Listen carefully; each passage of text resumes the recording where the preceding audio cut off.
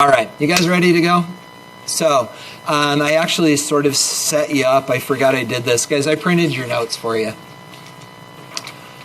Bless my little heart.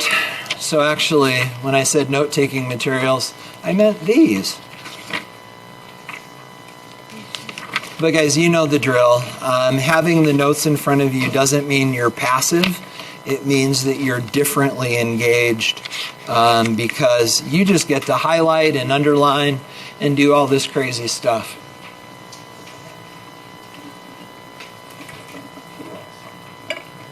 Hey, so guys, as we get started, we have a huge advantage here because you have the notes in front of you. So why don't we go over this quickly, the entire thing, just so that you have a sense of where this is headed, and then we'll get into the details. So guys, starting at the beginning, looking at the first page, which are the first two slides, you'll notice that this is all background stuff, right? And we've already talked for a couple moments about oxidation and reduction when we did this in chapter 4, right? Aqueous chemistry. And I know you don't remember, but guys, so the beginning of this is background. We've talked about oxidation. We've talked about reduction. We're not going to treat this like review because we'll go back over it. But what we're going to do first is establish what it means to be oxidized, what it means to be reduced. Then guys, flipping over from there, what we're going to do is the rest of this day, literally, guys, the rest of these slides are all about balancing oxidation reduction reactions. And I know that you know how to balance reactions, but guys, balancing oxidation reduction reactions is completely different because not only does the law of conservation of mass have to hold true and every atom that goes in comes out, you also have to balance electrons. And that's what makes this a little bit nutty. And so guys, what we'll do is we'll talk a little bit about that reality on the third slide. Then on the fourth slide, there are steps to how to balance oxidation reduction reactions. But in order to do that, you're going to have to understand what half reactions are. And that's the fifth slide. We'll talk about what half reactions are. Then guys, on the sixth, which is always a hard word for me to say, on the sixth and seventh slides, there are two oxidation reduction reactions that we're going to balance, and then your homework. So guys, with this said, let me say this now, and then we'll come back to it again. If you look, for example, at the sixth slide, where it's got iodide minus plus the iodate ion yields the I3 ion, guys, you will never balance an equation like this on the AP test. I'm going to teach you way more than you need to know about how to balance oxidation reduction reactions. Some of it you will need to do, and I'll be really clear about what that is, because I'm going to teach you way more than you need to know, because you will need to know it when you get to college, so I may as well teach it to you now.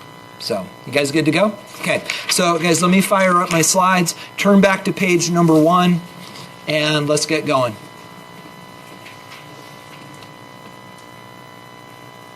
All right. So, oxidation reduction and moving down background. Okay, so guys, I have a question for you.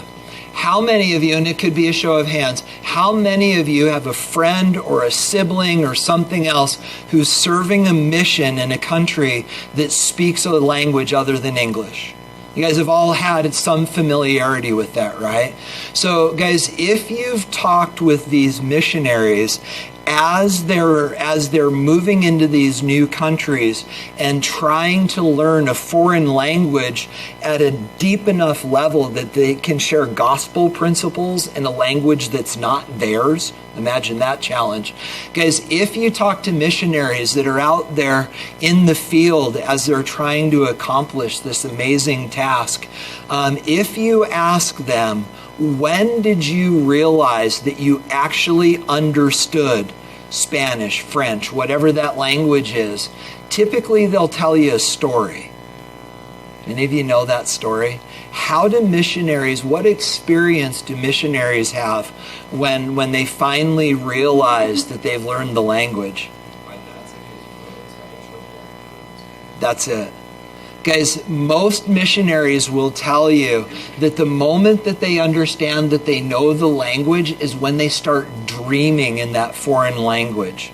Because guys, what that means is if you've learned the language to the point where it becomes the language of your dreams, you're no longer translating. Early on in language acquisition, if you're trying to learn Spanish, you think to yourself, hi, my name is Zach. And then you go, hola, and you convert, right? But when you can say it without converting in your brain, you own the language. Do you know what I'm talking about? Guys, that's your goal for oxidation and reduction. If you allow your eye to scan through the bullets on the first slide, you'll notice that it defines oxidation and reduction.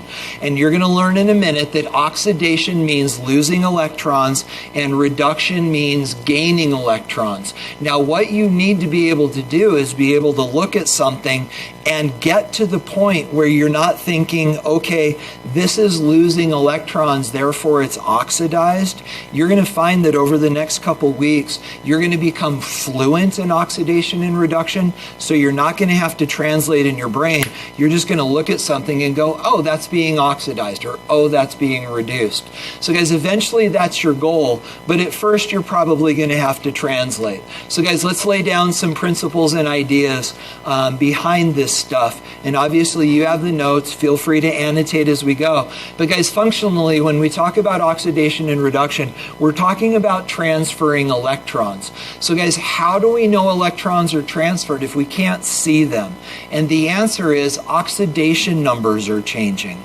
And so when we deal with oxidation reduction reactions, what we're going to have to do is we're actually going to have to look at oxidation numbers, the charges of the things involved in the reaction. So guys, this then is where we start. And it may be, I don't know how you can make this leap off the page. But guys, fundamentally, this is the idea, and we're going to talk about it, and this is not in the notes, but it goes like this. Electrons are transferred from the atom that's oxidized to the atom that's reduced. So guys, let that sink in for a minute. When oxidation reduction takes place, the electrons are transferred from the atom that's oxidized to the atom that's reduced. So guys, do this with me, and I would encourage you to write this down in your notes. Oh, I need my writing utensils. Just a second. Guys, I'd encourage you to write this down, because part of understanding a language is really being able to break it down. So guys, what I'd like to do is I'd like to talk about the word oxidized, and I'd like to talk about the word reduced. And in order to really understand this, let's think about where these names came from. So guys, why is it that we call the loss of electrons oxidation?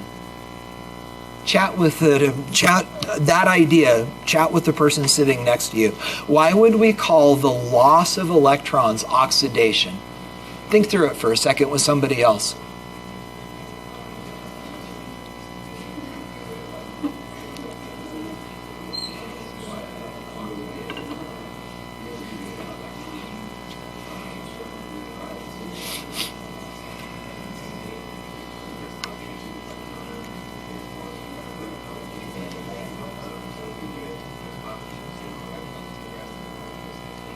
That's it.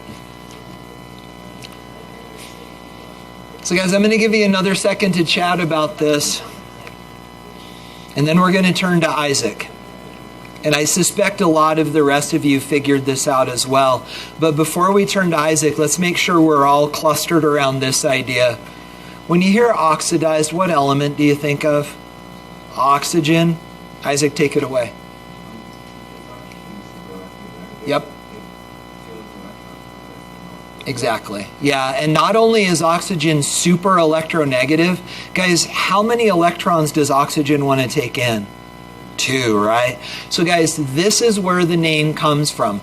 Back in the early 1800s, when they were starting to understand late 1800s, where they were starting to understand that electrons move around during reactions, they saw that in the presence of oxygen, elements lose electrons, specifically metals.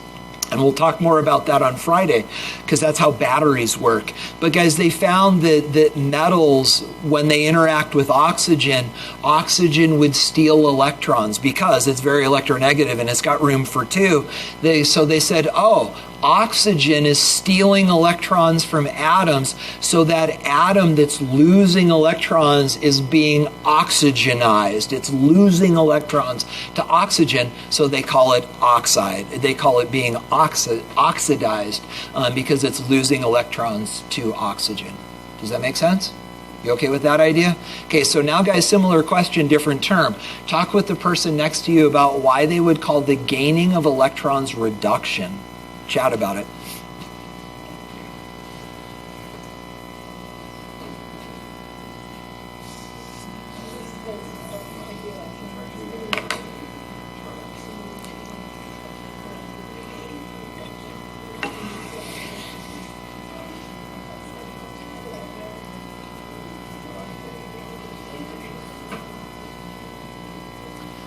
So guys, let me guide the thinking.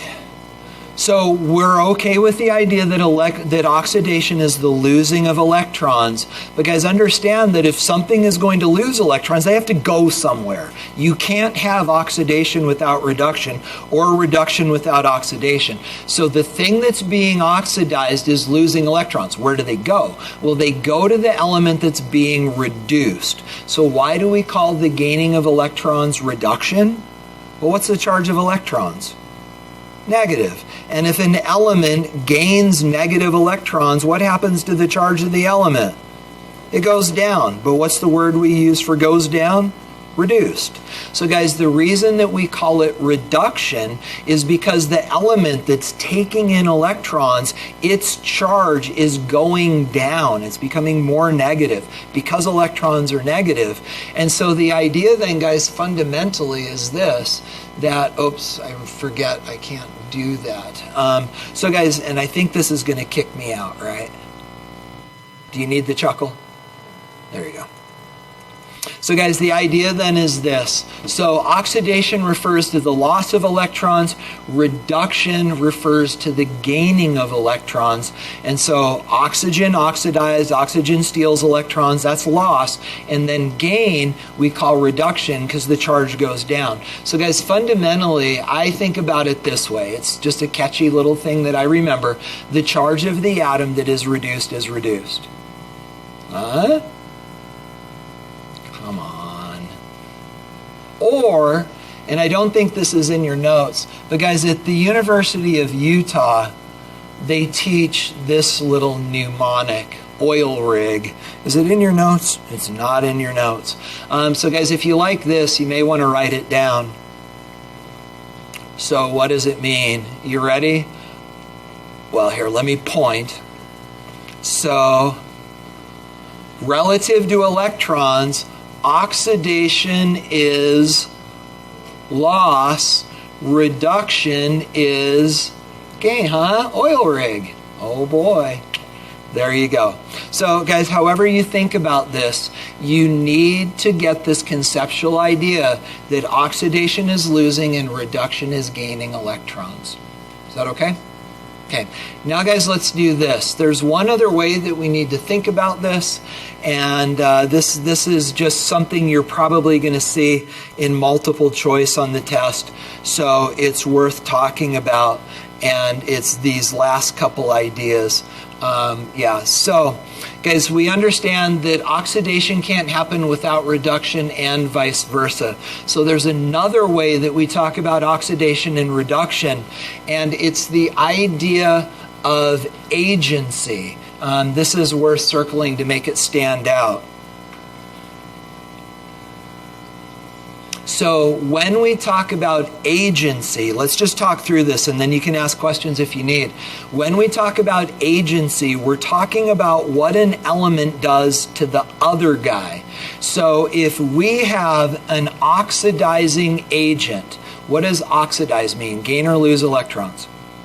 Oxidation is losing, but what we're now saying is the oxidizing agent is causing the other guy to lose electrons. So when we talk about agency, and you will see this on the test, multiple choice, because when we talk about agency, we're talking about what it does to the other guy. So the oxidizing agent is causing electron loss in the other guy, and if I'm going to, if Santiago and I are elements, and if I'm going to cause him to be oxidized, I'm going to steal his electron. So what happens to me? I'm reduced. So guys, the thing that is being reduced is the oxidizing agent, because agency talks about the other guy. So then if we've got a reducing agent, I'm going to cause Santiago to be reduced. I'm going to give him electrons, and he's being reduced. Lose electrons, which makes me the thing that's being oxidized. So do you see the difference between agency and then the root idea of being oxidized, being reduced? You see how those play together? So understand, guys, it's not a huge idea. Sometimes they throw in a multiple choice question on oxidizing and reducing agents. It used to be a huge part of the test, free response questions about this stuff, but they took a lot of it out of the test, and so now you just need to have a general sense of agency. But fundamentally, you've got to understand that oxidation means losing electrons, reduction means gaining electrons. So anything there you need to talk about? You guys okay? Was it helpful that I printed the notes? Okay. All right. So guys, with that said then, we've got one more, you think I'd learn, we got one more moment of background stuff to talk about. So guys, let's do this. And I know that you've got the stuff in front of you. But guys, what we're going to do is we're going to look at the reaction that happens between zinc and hydrochloric acid. And the answers aren't there for you. You notice that there are missing bullets. So what I want to do is I want to talk you through how to think about this. So guys, this is an oxidation reduction reaction. But it's also an example reviewing for the AP test. Guys, what kind of reaction do you know this to be? Single, double, decomposition, synthesis, or combustion. Not double. Single displacement. We've got an element, and here we can even draw so we see. We've got an element hooking up with a compound, but specifically the zinc hooks up with the chlorine and it makes zinc chloride, and then the hydrogen gets booted out as a diatomic molecule. Guys, this is classic single displacement reaction, but it is also an oxidation reduction reaction. So guys, what I want you to do is this: assign oxidation numbers to every one of the atoms that are in this reaction. Write them as charges up above. What are the charges of the substances in this reaction?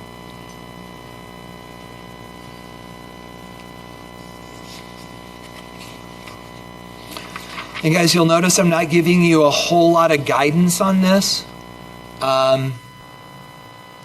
That's somewhat purposeful.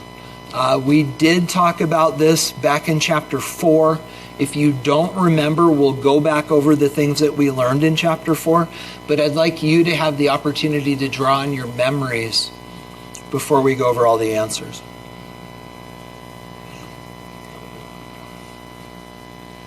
Can I just tell you guys how good it feels to be back?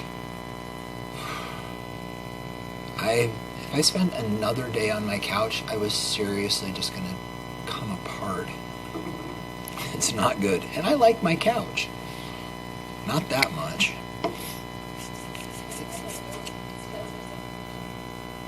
No, he didn't.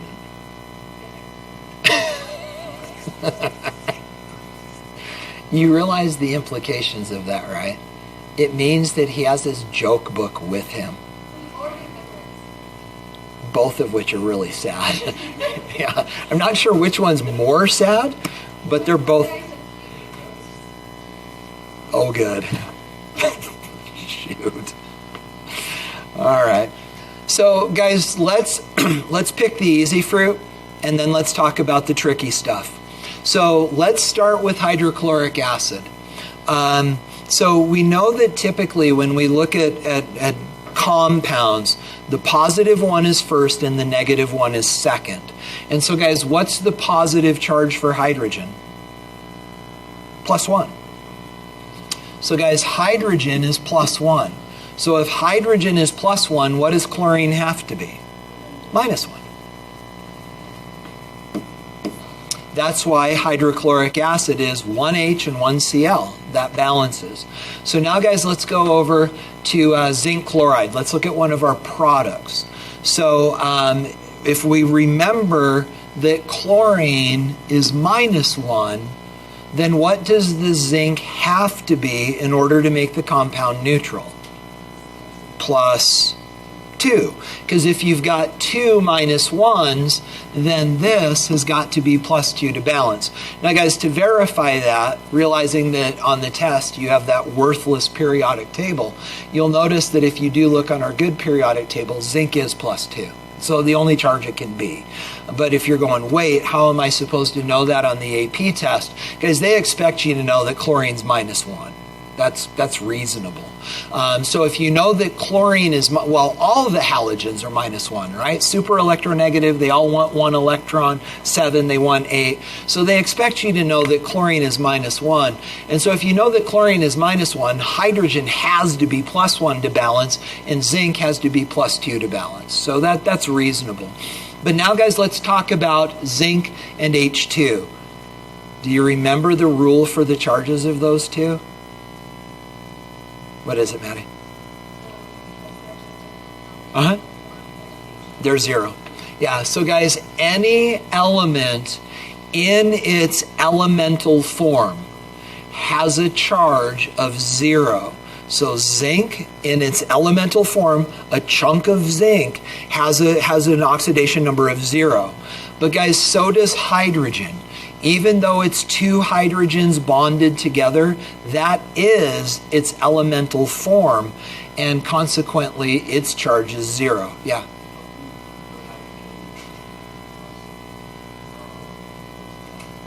And that's the point. So the idea is that here hydrogen is plus 1 because it's bonded to a chlorine, which is minus 1, and as a result, those charges balance out in order to be neutral. But when we get over here, when hydrogen bonds to another hydrogen, the way that it shares electrons in the covalent bond causes both of those atoms to be neutral in charge.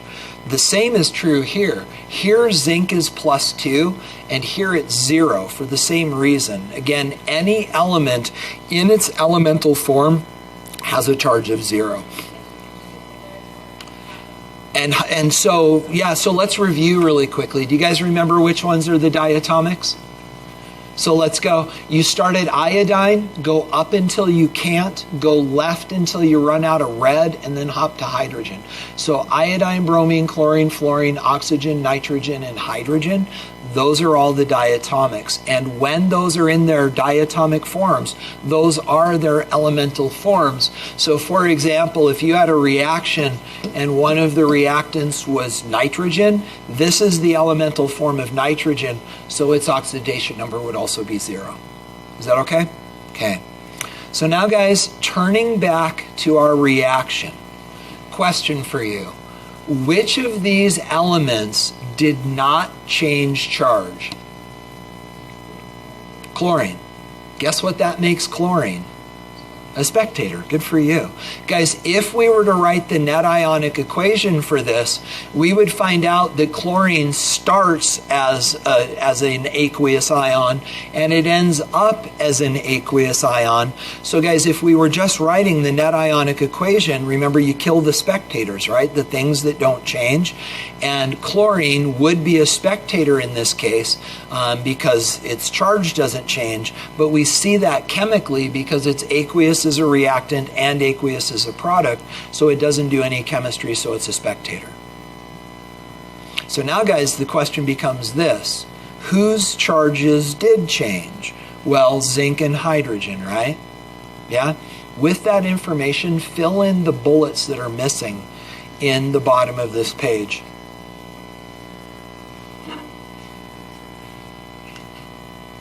Do it? Well, I was going to say do it in pencil. You can do it in pen and scratch it out. But guys, notice the questions. Which substance is oxidized? Which substance is reduced? And then how many electrons are exchanged? fill in those spaces beneath those questions. And then, guys, we're going to come back and talk about it and make sure you understand the underlying principles.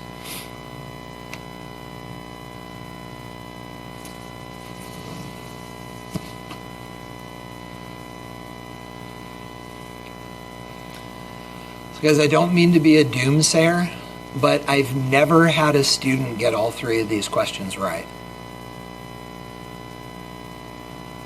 And you'll see why in a minute.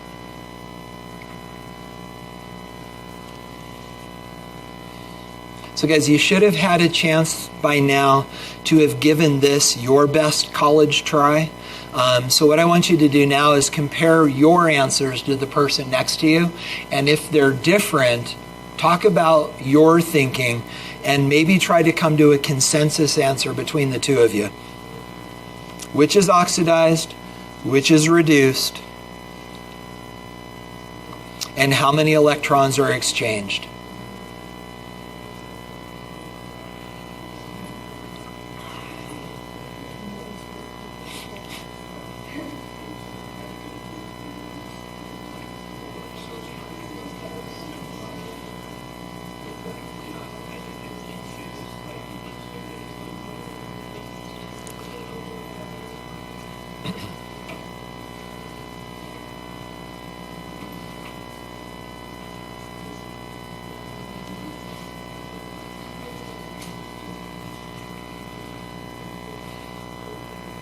So guys, let's talk.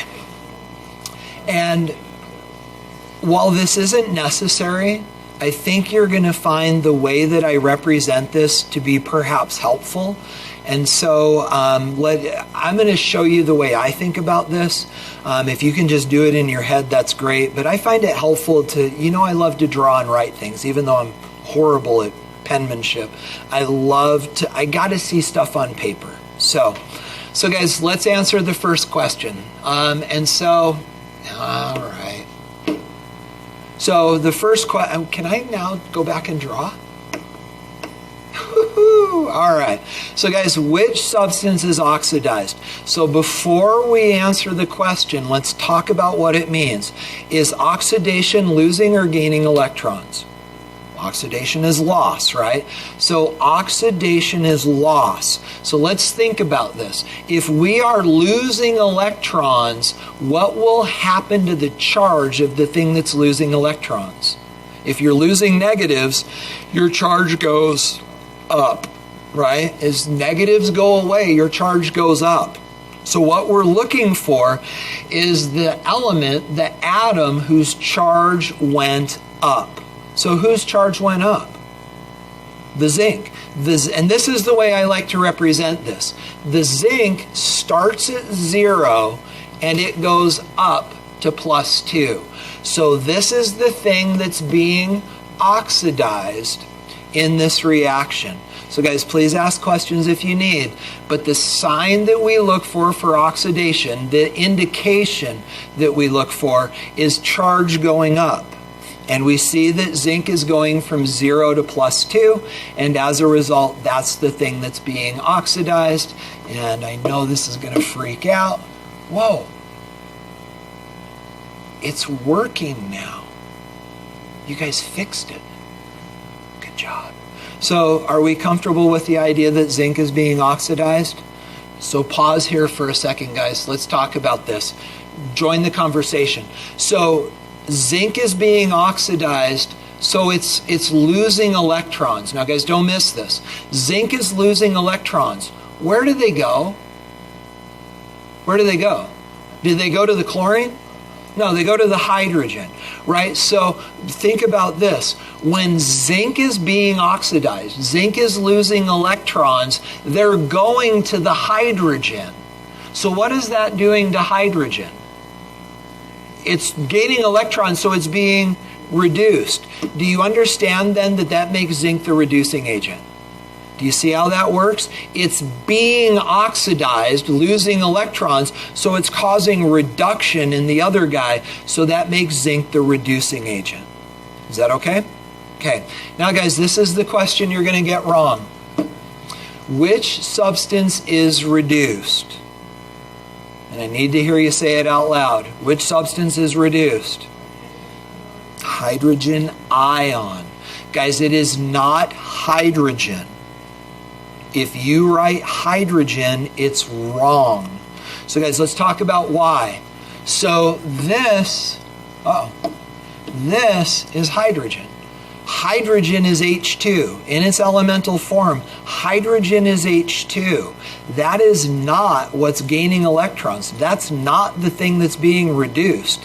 The thing that's taking in the electrons is this. And that is not hydrogen, it's hydrogen ion. So guys, if you're thinking to yourself right now, why do we get so caught up in the difference? Hydrogen, hydrogen ion, it's all hydrogen. Guys, it's not. Let's think about it. What does hydrogen in this form look like? It's a gas floating around in the air. You put it in a blimp and kill a bunch of Germans, the Hindenburg. Guys, this is a crazy, flammable, nutty, lighter than air. This is a gas. Guys, what is hydrogen ion? You better know this from the acid-base unit. What is hydrogen ion? Protons, right? So guys, protons are not a flammable gas. So hydrogen and hydrogen ion could not be more radically different. It's like the difference between cats and dogs. They're nothing alike. Guys, literally they are radical. I mean, again, this is a gas. It's flammable, lighter than air. And guys, these are protons floating around in water. They are not the same thing. So what is being reduced? What are you going to write down? What's being reduced? Hydrogen ion. So we're going to write that down. So guys, hydrogen ion is the thing that's being reduced. What I like to do then is this. I like to draw another arrow, and this is the thing that's being reduced. So guys, the question is, why do I like the arrows? And the answer to, well, we should do this first. Are you guys comfortable with the idea that then makes hydrogen the oxidizing agent? So it's causing electron loss. It's stealing electrons basically from the zinc. So it's the thing that's being reduced, but as it's gaining electrons, it's oxidizing the other guy. Is that okay? Okay, so why do I like to draw the arrows? And the reason is because of this question. And this is a segue into what we're about to do. Guys, we not only have to balance elements, one zinc, two hydrogens, two chlorines, two chlorines. We also have to balance electrons. So guys, do this with me. When zinc goes,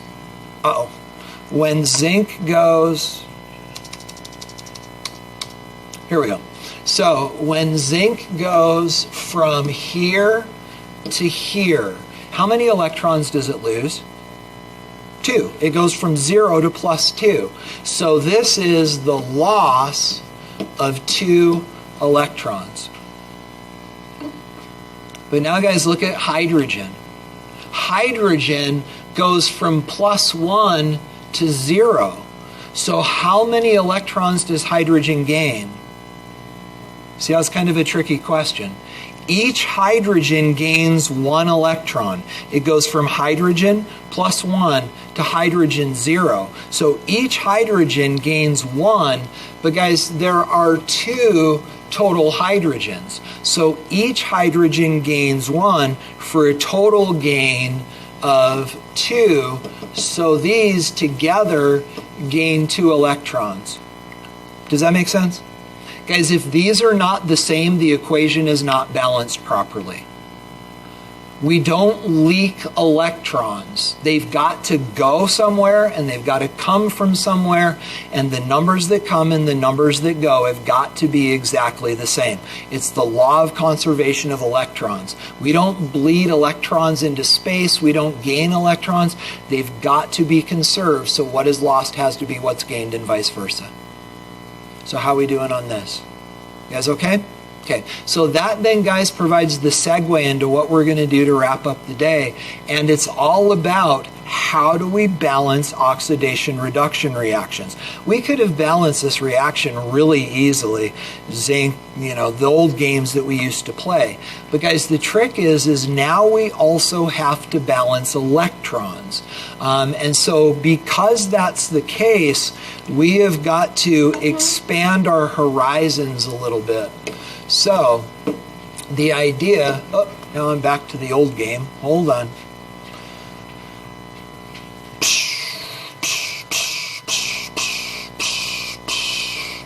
All right, so guys, the idea is this. So when we balance oxidation-reduction reactions, now what we have to do is not only take into account the conservation of mass idea that atoms in or atoms out, we also have to conserve electrons. And in the example that we just looked at zinc and hydrochloric acid, it all just worked out on its own because balancing the elements did balance the electrons. But guys, that is often not the case. So, in order to do this with more complicated systems, you need these steps. And they go like this. So guys, I've given them to you. They're there in front of you. Let's read these over together. And then we're going to apply this in a couple examples. So guys, when we balance oxidation-reduction reactions, the first thing that you have to do is write half reactions. You don't know what those are. I'll show you in a minute. Then guys, once you have the two half reactions, you then balance them like this. The first thing you do is balance the elements. Then you balance the oxygens by adding water. Then you balance the hydrogens by adding protons. Then you balance the electrons by adding electrons. Then guys, once you're done with that, you multiply one of the half reactions in a way that makes the electrons balance. Then once you've done that, you bring both the half reactions together and you cancel out anything that drops out. And then if you're in a basic environment, the problem is that in a basic environment, there will not be any hydrogen ion because that's acidic. So if you're in a basic environment, you've got to add OHs to cancel the free hydrogens to make it basic rather than acidic. Does that sound like any fun at all? It's actually not bad once you get into it. But guys, I'm going to tell you this right now. You will not see all of this on the AP test. You will need to know these steps, but I'll show you in a minute. Basically what it comes down to is this. On the AP test, you will stop right here. They will not have you balance two half reactions and then bring them together. They'll have you balance one half reaction and stop at that point. But in college, you're going to have to know how to do this. So I'm just going to teach you the whole process. But understand, guys, on the AP test, you're only going to be accountable for it to there. You good? Okay, so let's do this then. Guys, let's talk about, how do I do this? All right, I'll just do it from over here. All right, so we're going to click on this, and then we're going to make a mess, and we're going to come back over here. And then check your work, and then curl up in a ball and cry. So guys, half reactions, what are they? So let's define it, and then we'll talk about it. So the idea, guys, and I know you have this in your notes, half reactions are really the oxidation process and the reduction process separated into separate reactions. So we already understand that oxidation and reduction, one can't happen without the other. So when we write half reactions, what we do is we isolate the oxidation and we isolate the reduction, and we write them as two separate reactions. So guys, given this, give it a look. This is the same reaction that we looked at a minute ago, right? What's missing from the one we looked at previously? Look back a page if you need. Guys, you got to make this connection. What's missing in this reaction compared to the one that we looked at a minute ago? Chlorine's gone. Why did I get rid of chlorine? It's a spectator. So if the chlorine's gone and the spectators are gone, what does that make this? A net ionic equation, right? So guys, the net ionic equation only represents the substances that are doing chemistry. So again, what I like to do is I like to link these together. So zinc is becoming zinc ion, and hydrogen ion is becoming hydrogen gas. Guys, what we've done is we have now identified the two half reactions. All we have to do now is add the electrons. So guys, again, how many electrons are moving around in this thing? There's 2, right? So guys, the idea then becomes this, and I'm just going to write this down below. I'd encourage you to do this with me. So zinc is becoming zinc ion, right? And again, do this with me. Zinc is becoming zinc ion. Is zinc losing or gaining electrons? Losing electrons. So guys, watch. I'm going to do this wrong. We do not represent it like this. We do not say zinc minus 2 electrons is zinc ion. That is in fact what's happening, but that is not the way we represent it in a half reaction. So watch, this is important. It's subtle, but it's important. Guys, the way that we represent it is actually this. Zinc becomes zinc ion, and when it does, it loses 2 electrons. So you will never subtract electrons. You will always add electrons, and if it's an oxidation, the electrons are a product. So basically it goes like this. Zinc turns into zinc ion when it loses 2 electrons. Does that make sense? Okay, so guys, this is the oxidation. So if you want to scratch this in your notes, notice which side of the reaction the electrons are on, reactant or product. Where are the electrons in this? The reactant side or the product side? Product side. That will always be true in oxidation. In an oxidation reaction, losing electrons, the electrons are always a product. So now guys, let's write the reduction. So what's being reduced? Well, we've got 2 hydrogen ions, and those 2 hydrogen ions are becoming hydrogen gas. So these guys are gaining those 2 electrons and turning into H2 gas, and this is the reduction process.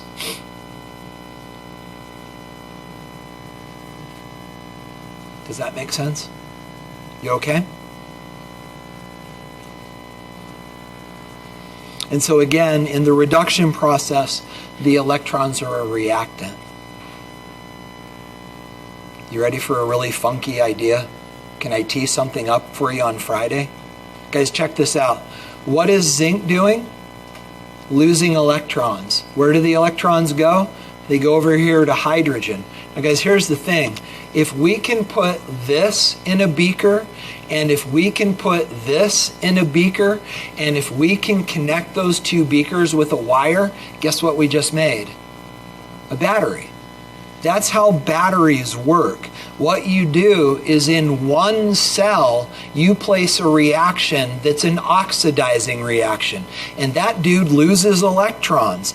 And the electrons that are being lost travel through the wire over to here, and then they get hooked up with the hydrogen through a reduction process, and that creates a battery. Guys, that's all a battery is a flow of electrons through a wire when you've got an oxidation reaction giving away electrons and a reduction reaction taking them in. That's all a battery is, and we're going to talk about that more on Friday. You get the idea? Okay, so guys, here's where we are then. This is the oxidation half reaction, and this is the reduction half reaction. And that's what half reactions are simply taking an oxidation reduction reaction and break them in 2 parts. You guys good? Okay, here we go. this is going to be an adventure. Diana, do you remember doing this last year? Did I make a mistake last year? I think I did them both right. Yeah, which was actually... Yeah, my first, yeah. So, guys, here's the deal. We're going to use chess rules as we do this. What's the rule with chess? The move doesn't count until you take your hand off it. I'm going to ask for the same grace and forgiveness here. And it's going to be even worse because now my head's all mucked up. But guys, literally last year when I did this with Diana's AP class is the first time in my career that I've done both of these without making a mistake. So guys, these are a little tricky. But we are going to use the steps. Remember the steps, right? We are going to use those steps to balance these two oxidation reduction reactions. So guys, you've got space to do this on your paper, and then you'll notice that if you fold these open like this, you've got space over here, and then you've got the steps over here. See what I'm saying? So guys, what we're going to do together, and this is how we're going to end the day, is we together are going to balance two oxidation reduction reactions. Guys, I promise you, when I make mistakes, I'm not trying to. What you're going to find is the level of detail that it takes to do these properly is sort of off the charts. So we'll see. If I can do this without making mistakes, it's going to be a Christmas miracle. So here's what you're going to do. Guys, in order to get started, what you're going to do is you're going to find the middle of the slide and you're going to draw a vertical line, not all the way. Yeah, I got to move that over a little.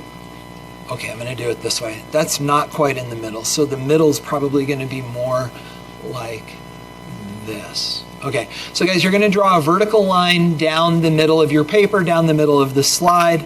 You're going to see that if you were doing this on like the lined paper of the AP test, it takes about 7 to 9 lines in order to do this. So now let's go to the steps. What is the first step in balancing redox reactions? What do we need? Half reactions. Now guys, this is where this gets weird. We've got 2 reactants, but only 1 product. How does that work? Well guys, the answer is this. Ready?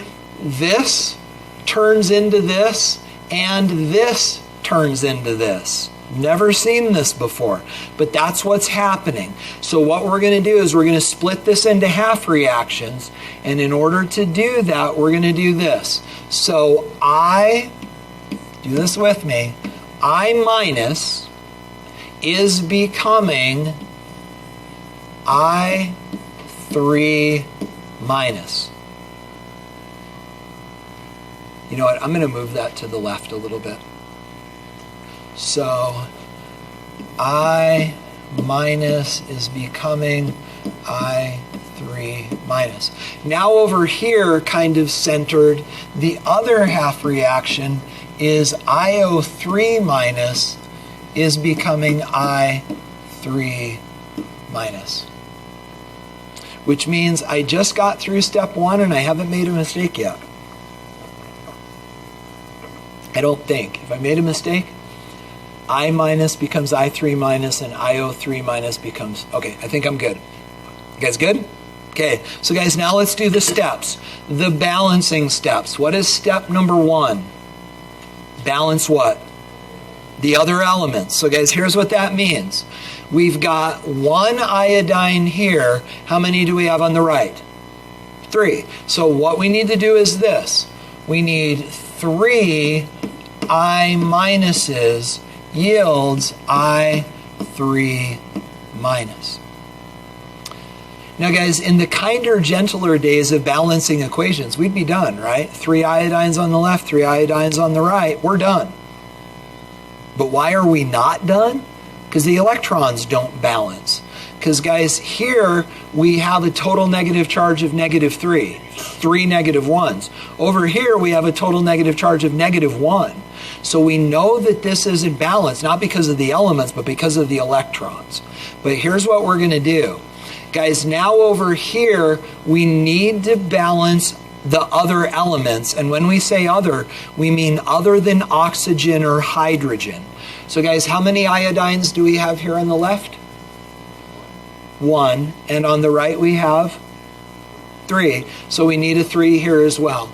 So we've got 3 IO3 minuses yields I3 minus.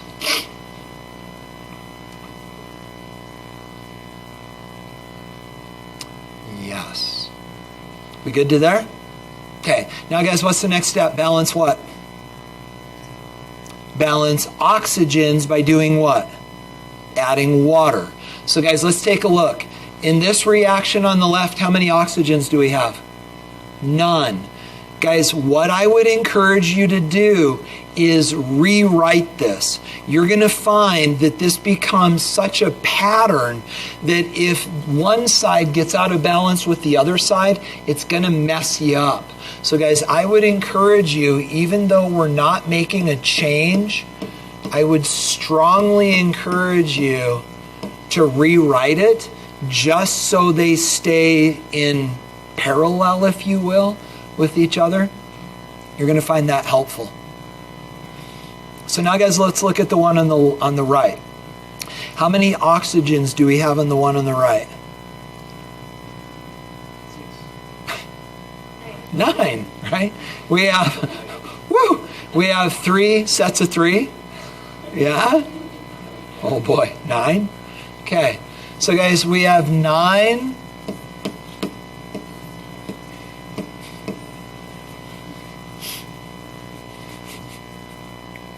Why did that remind me of Monty Python? What is the average airspeed velocity? What's your favorite color? Blue. Yeah. All right. Okay. So, guys, we've got 9 oxygens on the left. So now we need 9 oxygens on the right. But we don't add 9 oxygens. What do we add? 9 water molecules. So we're going to go I negative 3 and 9 Wawas. So now our oxygens are balanced. I'm doing way better than I thought I would. We're 3 steps into this and I haven't done anything dumb. We okay? So now what do we balance next? Hydrogens by adding protons. So guys, how many hydrogens do we have over here on the left? None. So we're going to rewrite it because that's a good thing to do.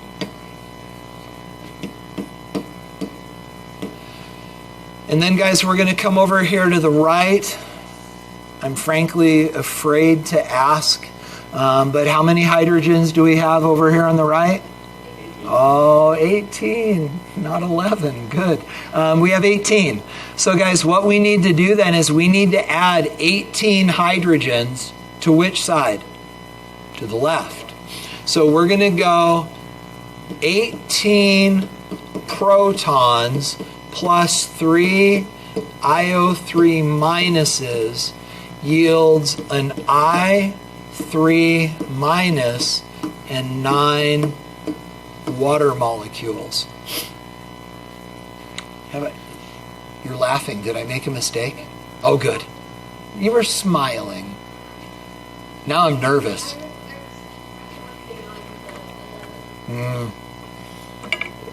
Which was likened to 6. Okay. We good? Have I really not done anything dumb yet? Iodines, hydrogens, oxygens. I think we're doing all right. So now, guys, this is where this gets hard. Ready? I'm going to change colors so this stands out. What do we need to do now? Balance electrons. So, guys, this is the thinking. I would encourage you to write this down just as I'm about to. So, guys, let's start over here on the left reaction. So here's the idea. What is the total charge on the reactant side of this? -3. Is that okay? We have 3 minus 1s. So this is -3. Now, what is the total negative charge on the right-hand side? -1. So here's the trick. these have got to balance. And the only way to balance them is by adding electrons. So guys, here's the idea. So imagine that this hand represents -3 and this hand represents -1. It's a little higher in charge, right? -3, -1. So what are we going to do to make these the same if the only thing we can do is add electrons? Which side are we going to add the electrons to? The right side. How many? 2. So plus 2 electrons. Now it's -3 on both sides. Is that okay? Okay, now guys, let's do the same thing on the other half reaction. So here we have plus 18.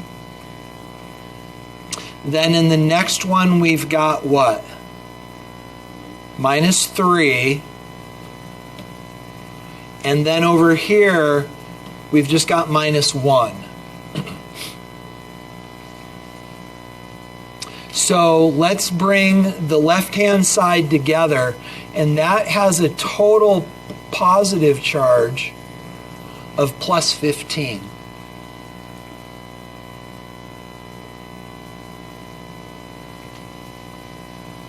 So guys, how do we make those the same?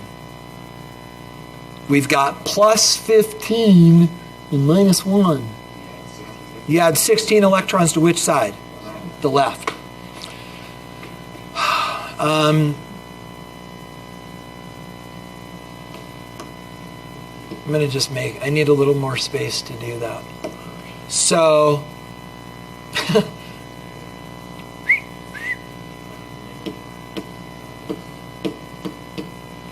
so that's 16 electrons. Hey, you need the test key? It's right there. Yeah.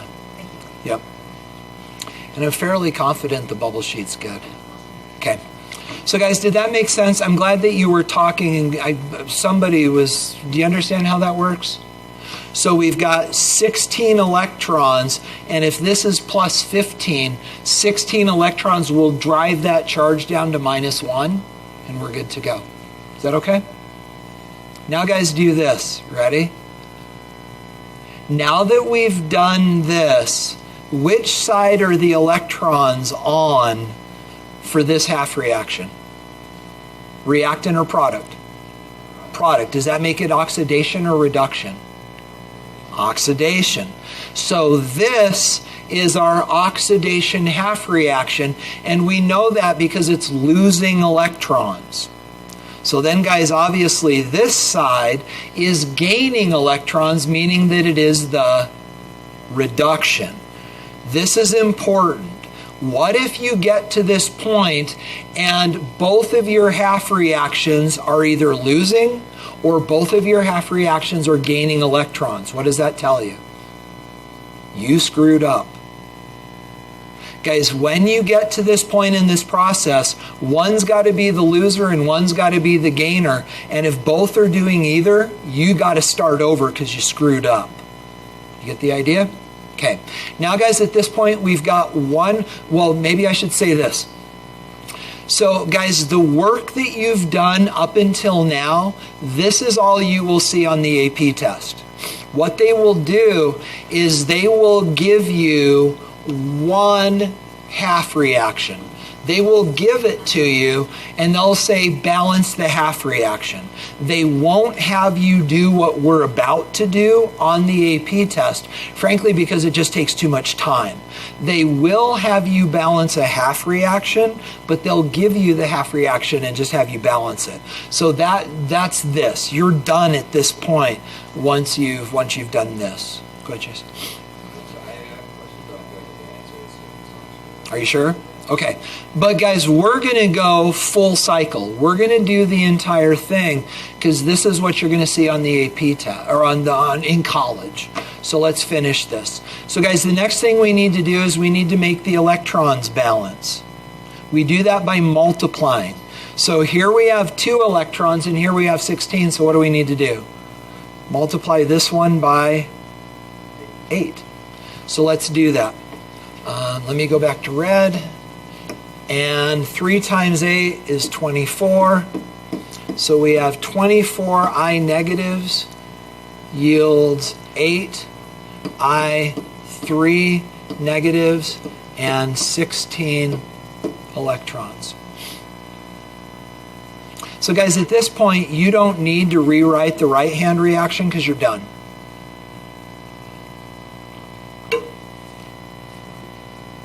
You okay? So now here's what we do. We draw ourselves, I like to do this, you don't have to.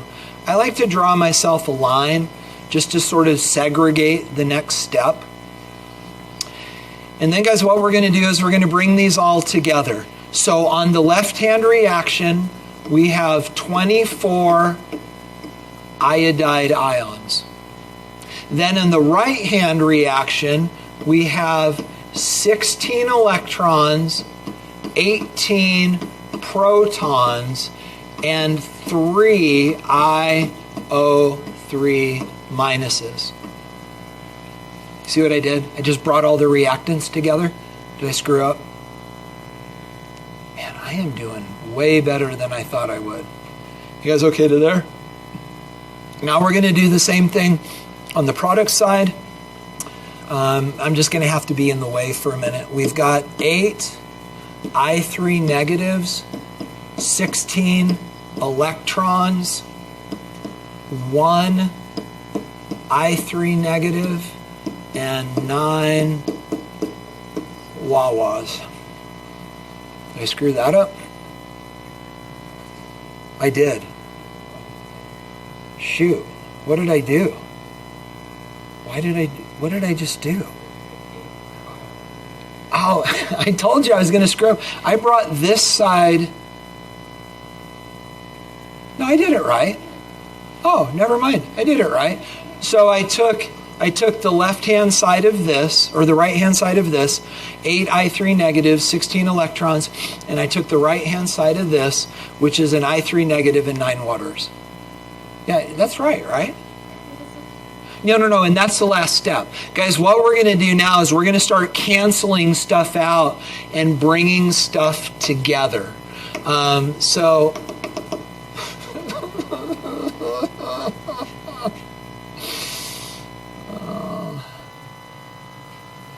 what we're going to do is, first of all, this, cancel your electrons.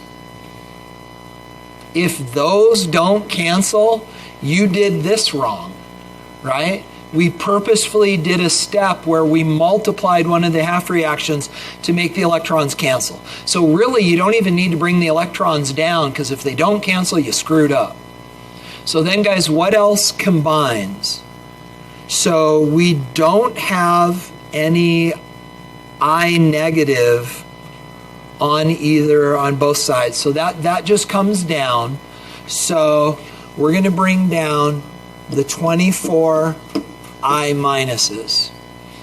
Then we only have protons on the left-hand side, so none of those cancel. So that's just going to be 18 protons.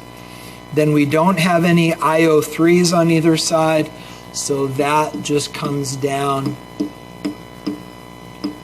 as well. And then, guys, over here on the right, we have 8 I3 negatives and 1 more I3 negative, so that'll be 9. So we have 9 I3 negatives, and then we have 9 water molecules, and that would be the total balanced equation. With that exception, they will ask, and again, you're not going to see this on the AP test, right? But technically, we should reduce this, and the common factor is 3. So this would be, this would be 8 and 6 and 1 and 3 and 3.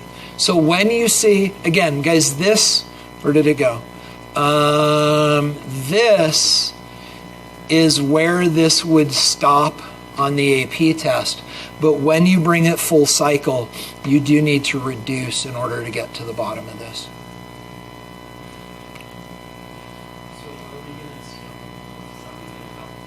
You'll see full cycle. You'll see everything to the bottom. Yeah, you'll see the whole thing. But understand, Kate, that as you're working these all the way to the bottom, you'll always be doing the stuff you'll see on the test as well. Is that okay? And then, guys, what's the last step? Check your work, curl up in a ball and weep. These are crazy. Do you get the idea? Okay, so guys, here's what we're going to do. We only have just a couple minutes left, but it is important for us to do this last one. So I'm going to ask that we stay for a couple minutes during break, that we work through this last one, and then you will have time.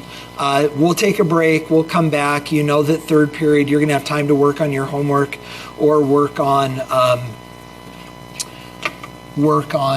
study hours if you'd like. But guys, we do need to do the next one. It goes faster, but there's an interesting little twist at the end that we need to talk about. So guys, before we go to the next one, let's talk about this. We didn't even talk about the idea that this is in an acidic environment. Guys, what makes a solution acidic? Protons.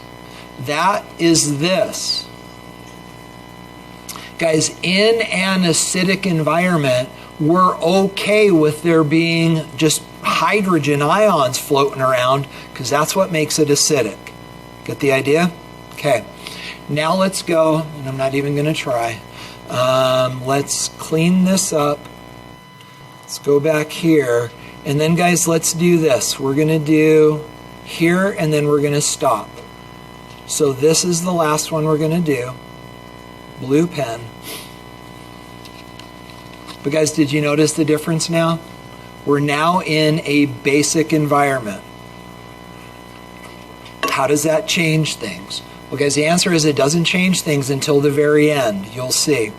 But now you'll also notice this. We have 2 reactants and 2 products. This makes writing the half reaction actually easier. So that's about the middle of the screen. We're going to come down to there. So guys, you ready for the radical idea? Copper ion turns into copper. Oh yeah. Then guys, here N2H4 turns into nitrogen. So we're just linking up the similar elements. Diana, thank you.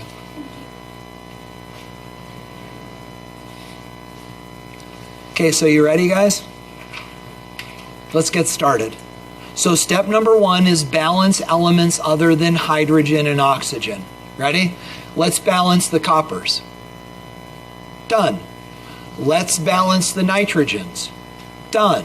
So guys, the elements other than hydrogen and oxygen are already balanced. So I would suggest you not write them both again because it's unnecessary because neither is changing. So we've done step 1, balance the elements. What's step number 2? Balance oxygens. Ready? Done.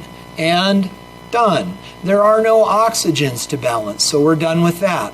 Now let's balance hydrogens. And guys, you'll notice that we do have hydrogens in the reaction on the right, so we should rewrite the one on the left. So we've got copper plus 2 yielding copper in its elemental form. And now we need to balance the hydrogens, so we've got N2H4, and that yields N2 and then 4 protons. Guys, again, if you see mistakes, let me know. Okay, so we got to do this in our head. We balanced other elements. We balanced oxygen. We've balanced hydrogens. Is it now time to balance electrons? Is that right? Yeah, okay. So guys, balancing electrons, again, I'm going to switch colors. So let's do this. And we don't even really need to write anything down. The charge on the left-hand side of this guy is +2. The charge over here is what? 0. So we need to add electrons to the left or to the right to get the charges the same. To the left. So we're going to add 2 electrons to this side, and that brings the charge of +2 down to 0. Now guys, let's do the same thing to the half reaction over here. The charge of this is 0. The charge of this is 0. The total charge here is plus 4. 4 positive hydrogen ions. Yeah? Because anything in its molecular form is 0. We just assign a charge to the entire thing, and literally, there's no charge on it. There's no plus or minus sign on it, so we just assume it's 0. Yeah, that's a good question, Kate. Okay, so which side are we going to add electrons to? The right. How many? 4. So we're going to go... All right. I can make this work. So... Oh, seriously? Oh, so we're going to go a little yield 0 and 4 electrons. Yeah. No, A plus B plus C is B plus C plus A. It doesn't matter. No. I mean, I would have loved to have been able to put them over here so I didn't have to do that stupid little thing. I just didn't have space. Okay. So now, guys, we've got our charges balanced. So what do we do now? Balance electrons. So we've got 2 on the left. Oh, we should do the check. Oxidation or reduction over here? Reduction, because we're gaining electrons. What about over here? We're losing electrons, so it's oxidation. So that's a good check. We've got 1 oxidation and 1 reduction. And so now, guys, we got to make the electrons the same. Is it okay to just say multiply this by 2? Does that make sense? Okay, so we're going to go 4 electrons plus 2 copper ions yields 2 copper metals. Now our electrons balance. So now, guys, this is the point. I'm going to do a little erasing to just buy back the board space. This is the point at which I like to draw a line just to sort of bring things together. And now we bring things together. So on the reactant side here, we've got 4 electrons, 2 copper ions, and then we've got an N2H4. And then on the product side, we've got 2 copper ions, and we've got 4 electrons. And again, you didn't need to write the electrons because they'd better balance. Like so. Did I do that right? Man, I am doing so well. Unbelievable. Maybe the reason why I've struggled with this for all these years is because I normally teach this when I'm not feeling sick. Apparently, it makes it easier. Okay, so what can we cancel? We can get rid of our electrons, of course. If we can't, we screwed up. And that's it, right? Yeah, that's it. But guys, we're not done. And here's why. This is a problem. Why is that a problem? Because it's a basic environment. And guys, in a basic environment, by definition, you don't have extra OH, or you don't have extra H, you have extra OH, right? Bases have a higher concentration of hydroxide. And so guys, what we need to do is we need to add enough hydroxides to get rid of those protons. So what we're going to do is we are going to add 4 hydroxides to both sides. So over here, and we're going to bring this down, we're going to have 4 hydroxides plus 2 copper ions plus an N2H4. And then on the right-hand side, we are also going to add 4 hydroxides. So we're going to go 2 coppers plus an N2. But guys, when we add the 4 hydroxides, what happens to those 4 hydroxides? Good. They turn into water. They grab a hold of the hydrogens and they make 4 waters.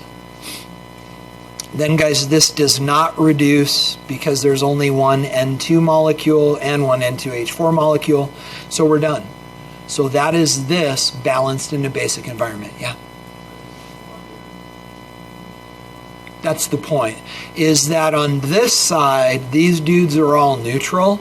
But now we've got 4 hydroxides over here, which makes the whole system basic. We've got hydroxides as our free species, and so that makes this entire system basic.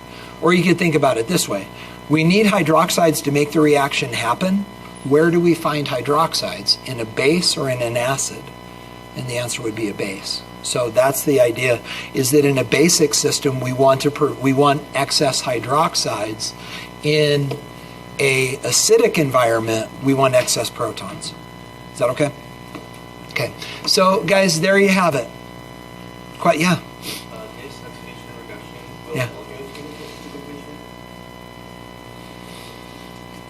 That's a good question.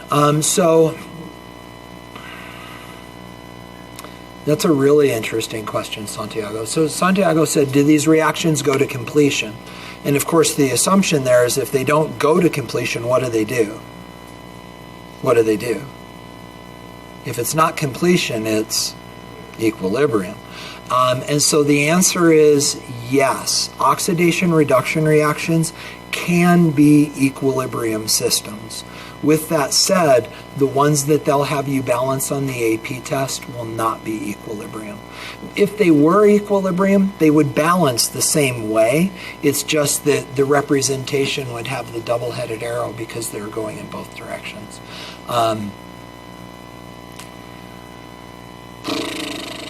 So the reason I'm sort of hesitating here is because on Friday we're going to talk about batteries, and let's talk on Friday. So let me just give you a little nugget. You ready? So when a battery dies is the point at which it reaches equilibrium. Yeah. So the idea, and it's a little more complicated than simple equilibria. Because we know that most of the batteries are like alkaline. Yes. Well, so, sorry, I lost the tip to my pen. Oh, there it is. So, yes, there are alkaline batteries, right? Like, all of these things are alkaline batteries. And we understand that alkaline, so we've got the alkali metals. And so they contain these elements. But understand that most batteries now, like the battery in your phone, the battery in your laptop, now most batteries are no cordless tools. They're not alkaline batteries because alkaline batteries are not rechargeable. Alkaline batteries are going from oxidation to reduction and creating a current, but once that reaction is over, you can't reset the battery and drive it backwards. So that's actually what happens inside of batteries. So you've got one reaction where you've got oxidation taking place, and you've got another place where reduction is taking place, and the current flows from oxidation to reduction. This is losing electrons, this is gaining electrons, and so the current flow is in this direction. In an alkaline battery, once enough electrons have traveled in this direction, that the number of free electrons over here and the number of consumed electrons over here are equal, the battery dies. So it's kind of like reaching equilibrium. So what does a battery charger do? A battery charger actually just pushes the reaction in the other direction, the non-spontaneous direction. So when you plug in your phone at night to charge it, literally what you're doing is you're taking the reaction that happens inside your battery and just driving it in the non-spontaneous direction. The problem is that alkaline batteries don't like to do that. And when you try to make them do that, they get grumpy and they get hot and they catch on fire. So the batteries that are actually really good at this are batteries that are formed on lithium. And so the batteries in our phones, the batteries in our computers, the batteries in Tesla cars are actually lithium-ion batteries, because lithium is actually really happy to go in either direction. But that's rechargeable batteries. So yeah, you want to make a lot of money and change the world, become a battery chemist. Seriously, I mean, our future is going to hinge on our ability to make good batteries. Because right now, we can make electricity all day long, solar, wind, all that stuff. The problem is that we don't have anywhere to store it. And the sun only shines during the day and the wind doesn't always blow. And we can make a ton of renewable electricity. We just don't have a good way to store it. And that's going to be all about batteries. So seriously, if you guys want to change the world, invest your life in building batteries. You'll make a bunch of money and actually have a huge impact on our environment. It's kind of cool. Cade, were you going to say something?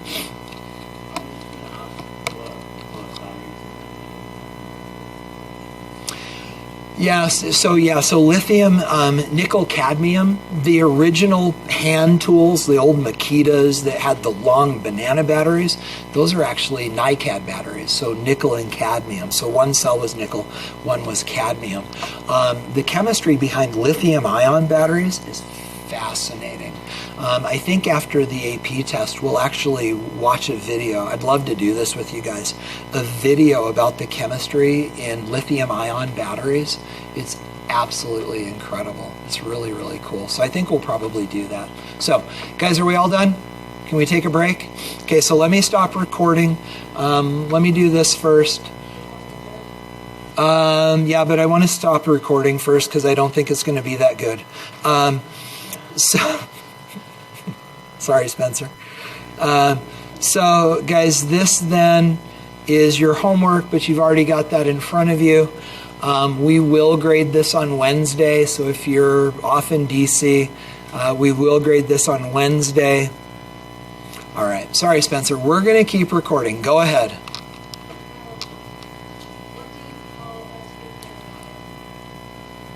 What do you call a tooth in water? Wet. A molar solution. I pray that Spencer didn't memorize that. Yeah, that's pretty bad. All right. So guys, take a break. Come back in a couple minutes. Don't interrupt other classes, and we'll see you back in 5 or so.